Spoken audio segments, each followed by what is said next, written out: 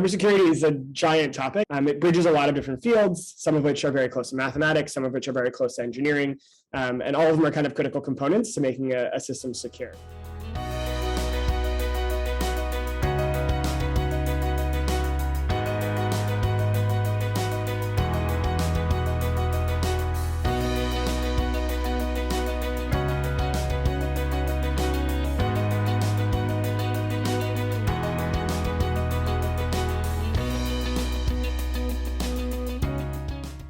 The word is a science of or discipline of coming up with algorithms that allow people to use, to protect computer systems from abuse. It's the algorithmic part of cybersecurity. But it also has another foot in reality and in social science, because in some sense, it's a science, a discipline of providing algorithmic mathematical solutions to social problems.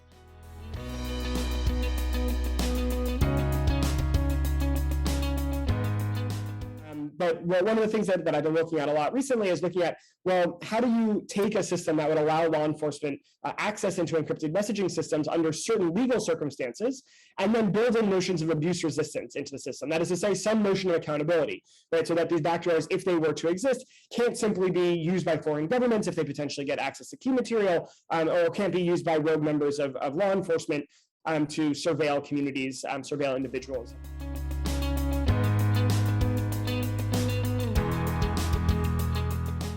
A lot of the work that we do in RISCS is about how to design systems that allow people to collaboratively work together with data they cannot see. So to combine your data resources and to calculate metrics of interest to everybody without data sharing. So one thing we've been doing for the past almost a decade now with the city of Boston is to help them design a system for measuring the gender wage gap throughout the greater Boston area. So to take real salary data and learn just the citywide aggregate pay gap across gender and race, but do so in a way that we don't have to ask for everybody's salary information. So we don't actually retrieve anybody's payroll data, but using the fancy math of cryptography, design a system in such a way that we can learn the answer without having to have anybody's data.